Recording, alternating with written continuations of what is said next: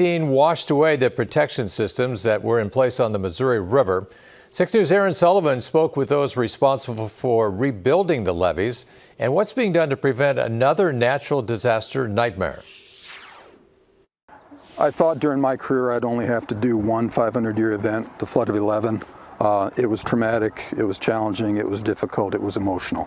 And then along came flood of 19. 5 years ago, catastrophic flooding hit the heartland with more than 50 levee system breaches on the Missouri River south of Omaha. Since that event, the federal government has expensed in excess of $700 million in recovery of the system. The U.S. Army Corps of Engineers Omaha Division immediately got to work to rebuild the levees, closing nearly all breaches within 1 year. Even today, we're doing minor grading and seeding activities just to finalize all of the recovery activity. Still, this meticulously managed river can only handle so much water. If we had a flood of 19 again, there would be damage. The areas that we have repaired, I do not believe that they would fail, but that volume of water will cause an impact. Federally funded studies are currently searching for new ways to increase the robustness of the system. For the Corps, the flood emphasized the importance of preparation. It's vitally important that we are communicating effectively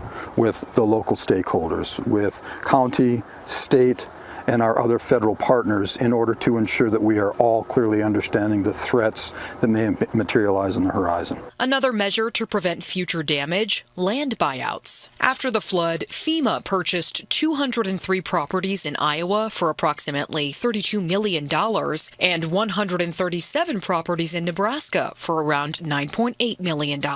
Those areas will turn into parks, recreation, green spaces, ball fields, different types of recreational areas like that. Those projects are at various stages of completion. Today, FEMA is encouraged to see record numbers of applications from Iowa and Nebraska communities for mitigation grant programs, which help avoid disastrous outcomes from storms. Really forward type of thinking that we're seeing from the communities in Nebraska and Iowa and the states to try to help their communities be better prepared the next time we do have a flood event, but also help them to bounce back quicker if there was to be something similar. On your side in Omaha, Aaron Sullivan, 6 News.